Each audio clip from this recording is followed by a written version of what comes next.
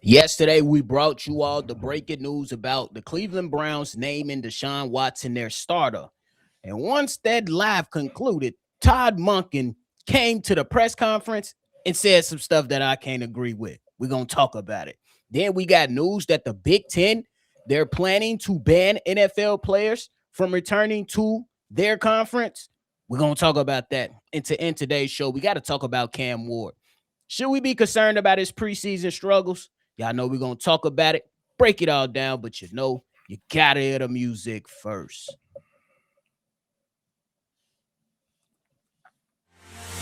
Welcome to your number one spot for all NFL news and content, NFL Central.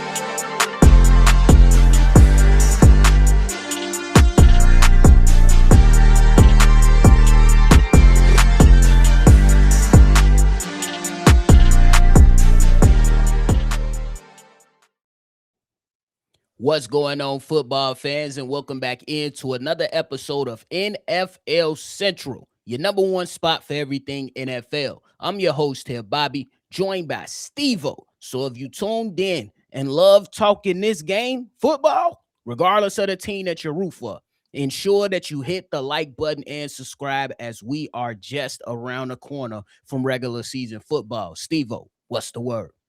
What's good? Yeah, you a little ticked off too. It's okay. Because Todd Monken has some interesting things to say, buddy. So, hey, everybody was pretty much shocked and said that the Cleveland Browns made a bad decision by not starting Shedeur Sanders. It is what it is at this particular moment. We kind of already knew that they was going to play the politics and go off the dollar amount. But Todd Monken provided everybody with his reasoning. And he went on to say this, Steve-O, quote, he took in the full body of work, talking about Deshaun Watson, over the course of offseason to training camp to the games and the joint practice, and ultimately felt like to start the season on the road, Deshaun gave us the best chance to move the ball and score points. And that's what really it's about. I felt that way going into the last game, but I wasn't sure. After we talked as a staff and after we re-looked at everything, we're going to go in that direction. Steve-O, first break that down before we get into the flabbergastement of his statements. How you feeling about that initial statement? I mean, I told you that I've always felt that it was still a 50-50 decision when it came to the on-field because, quite frankly, you've seen some good things, you've seen some bad things from both quarterbacks. But at the end of the day, like I said, this I can't trot out a mentally shook quarterback. I don't care what you seen, what you felt, or how you felt his performance was the last few things. The last thing that came out his mouth was 100%. I have no confidence in myself. I don't have no I don't like my fan base. I don't know how I feel about this team. That's not the signs of a quarterback or a franchise quarterback that's going to lead 53 other motherfuckers to victory. That's something I don't believe a whole locker room will believe in and do that. But yeah, I don't get that. Like I said, I get the football, like it's 50-50, but at the end of the day, like the decision was made for you. Like I said yesterday. And when Deshaun opened his mouth, the decision was made for you, unfortunately. Yeah, I think I felt the same way. Just breaking down the first part of this, I kind of understand it. You kind of understand it after you sit on it for a little bit. You understand, like, hey, this is the guy that we're going to run into. We're going into a tough environment to start the season on the road, 2 games there. Maybe you look at somebody and like to play devil's advocate a little bit with the Deshaun Watson decision in Cleveland. If he starts off the season bad, it's easier to move off of him at that point than to start the season off with Shedeur and then insert Deshaun Watson in, just to play devil's advocate a little bit. But Steve-O, this is the quote that really got me wanting to just lose my mind with Todd Monken and really believe that the owner said, you know what? We starting Deshaun Watson. When they asked about how Shedeur Sanders handled all this, Todd Monken said he handled it awesomely, saying, quote, You talk about somebody that really understands the long game. That really, I think, has come to understand the long game. What are we really in this for? What am I in it for? Where do we want to be in the long term? He understands that as well as a quarterback. Steve-O, I'm just go keep it a buck. Todd Monken, you could have saved us with this stupid ass comment. Yeah, don't nobody want to hear about no long game. Obviously, we're trying to play the long game. You gonna come out here and just say it? We already knew that, bro. That's why many of us in the football world, especially some of them Browns fans, are saying, give the kid a shot. Because you have 2 first-round picks in 2027 draft. You need to be deciding if you're going to be trying to continue to build this team out or go after another quarterback. What are we talking about? But how did you take the statement, bro? It's stupid. Like I said, like it's just stupid. Like at the end of the day, like once again, I get the football aspects about it, but like I said, the team is spoken. The team has spoken way before Deshaun even got here. Like usually that's all it falls down to. What the team feel about the quarterback, because the team usually speaks on who they want for a quarterback. Since fucking day one, they've been saying Shedeur is the guy.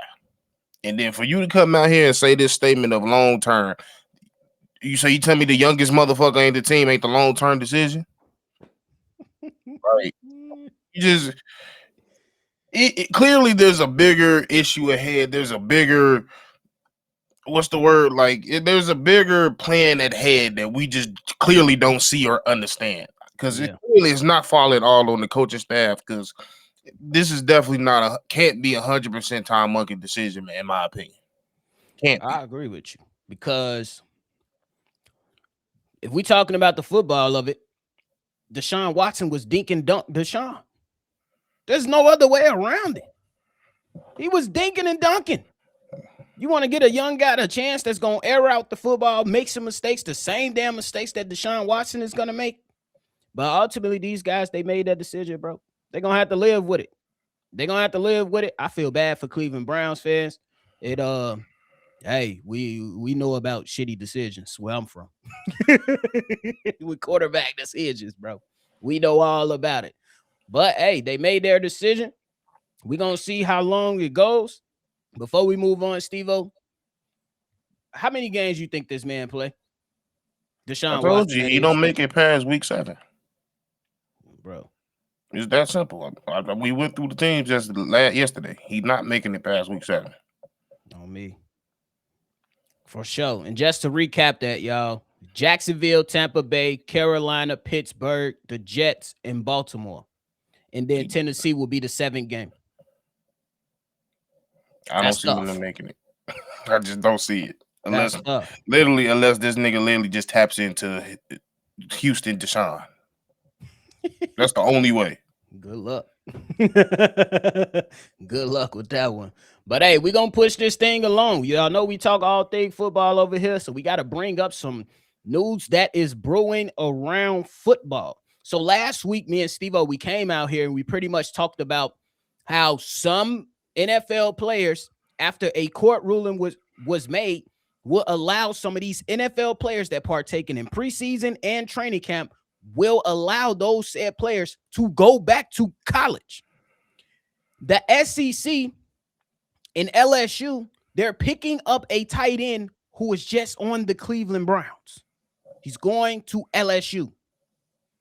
Now, the Big Ten is stepping out on the forefront to try to one-up the SEC one more time, because y'all remember the last few championships has gone to the Big Ten.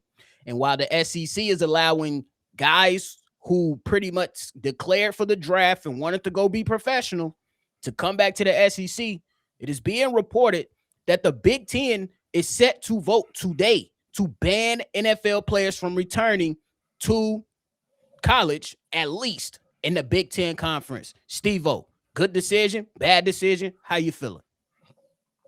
On the college part, is a good decision, because I think you are stopping, like I said, you're stopping the whole court case from happening, because that's the road we're going down, to be quite frank with you. At the end of the day, this path was leading nothing but to the Supreme Court. And that's neither side. The NCAA, three sides. NCAA, NFL, and NFL players don't want that. They don't want that because that can lead to that can affect college, that can affect the NFL, and bottom line, what that's going to affect money. And the NIL is already causing enough problems as is. I think that's the thing they need to focus on because that's essentially the root of everything. That's the root of everybody trying to go back to college, regardless of what sport you're talking about. It's the NIL, and quite frankly, I don't think it's a thing, but it just has to get under control because, quite frankly, we're in the end. As of now, this is this NIL era is the wild, wild west. Facts. It's the wild, wild west. There's no plan. There's no set parameters, set rules. Like there are, but there need to be more. There need to be a whole like. At this point, it's gonna be a whole. They're gonna make a case for this shit. It's gonna be a new. It's not gonna be called a RICO, but it's gonna be called something. Because that honestly, that's the path we're heading. So I think this was a little stop to deter it from going down the path that I think it was going. That's eventually going to go anyway. But yeah, I think it's a good decision because you start making everybody go back and forth from I'm leaving, and then 3 months later after you played 4 preseason games, you want to come back? Hell no, that's going to start some problems. I agree with you 100%. I'm actually happy that the Big Ten is banning NFL players from returning to college. Once you declare for the draft, you forfeited all that eligibility in my mind. You forfeit all that eligibility as a player. And then you just went and trained with NFL staffs. Now you want to go back to college because you don't want to be on a practice squad and make that $800K. Instead, you want to chase the meals. I'm cool. Look, hey, I understand it. But now, to your point, Steve-O, you got to have these guardrails in place and these rules in place to stop this. What about the other people that, because I'm on one side, you can't be mad at the guys for exploiting the rules. But then on the other side, you got to look at, hey, what about the guys that's just been working their ass off, entering the college ranks, trying to get their positioning, trying to fight for their, their role on their respective teams. And now you, who has a relationship with the coach now with LSU and Lane Kiffin, now you just come in and move the others out the way because he has some familiarity with you. Hey, life ain't fair. So he took advantage of that opportunity. But to the Big Ten's credit, they got right out ahead of this. And then now look, for the third consecutive year, the Big Ten is right in front of all the stuff and crapping on the SEC one more time, MIP. They crapping on them. They let them know. Because that anybody that think the SEC better than the Big Ten at this point, I think they just being delusional. That's just me. That's just me. I mean, it's still people that can rival in the SEC, but it's definitely the ties have shifted. For sure. Yeah, for sure. And you gotta let them know what it is.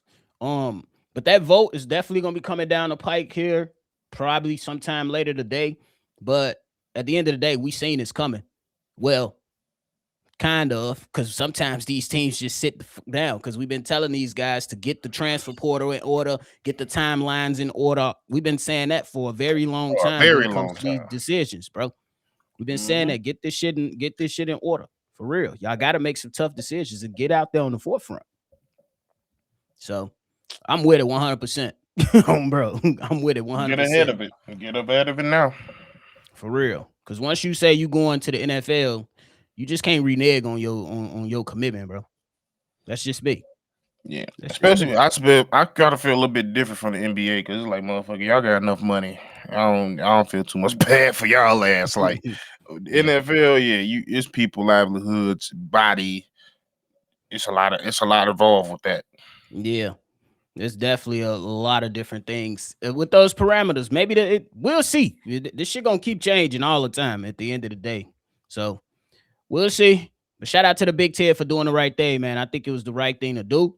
And we'll let y'all know if anything else comes down the pipe. All right, Steve-O, we're going to jump into the last topic of the day, this time talking about Cam Ward. We talked about a number of quarterbacks throughout this preseason and offseason, but we got to talk about Cam Ward, bro. He has not really been doing well. He's been struggling. Now, against the 49ers in first preseason game, he played 3 series, pretty much struggled to find rhythm. He went 5 of 12 for just 57 yards and had a 56.6 passer rating.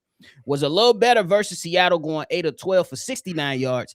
But the most glaring thing that I've seen out of Cam Ward is he missing stuff. Like, it's bad. Missing. But it is preseason. He is learning a new system. How concerning are the preseason struggles in your mind when it comes to Cam Ward, Steve-O? I ain't worried or nothing, but it is noticeable. Like you said, he's missing. And the big glaring issue with him is you don't have really no real good connection with none of your wide receivers. And I get, especially coming off last year where you really didn't have any, but the fact that they spent some money and spent some draft picks to get you some, and you still learning the offense takes time. So messing up on the offense, I expect at this time. But glaring missing, no connection up until this point with anybody that's the part I'm getting a little worried. So it's like I won't say he's necessarily regressing, but he just dead in the middle right now. He ain't moving, and I think that needs to start changing immediately. So I don't know whether it is his mechanics, whether it's focus, whether it's just time. I don't think it's time because we know one thing about Cam: he loves football and he's gonna spend time throwing. I'm pretty sure that's all I could probably guess outside of practice and everything. He probably one of the most quarterbacks that throws the most. But yeah, I don't know if it's just time. He need to pick up some real synergy. I mean, Tate has to step it up as well because he dropped some passes that was right on the money as well as others. So it's not just all on Cam Moore. But I think that's the thing. The biggest thing I'm seeing is no chemistry, no synergy. For sure. I think that when you look at Cam Ward, you definitely look at the idea that Carnell Tate does not have a catch in preseason, which is crazy to me. And that was supposed to be the guy who they've been building some chemistry with throughout training camp. So I'm definitely going to be watching that. I'm on the side of what you're saying when it comes to Cam Ward.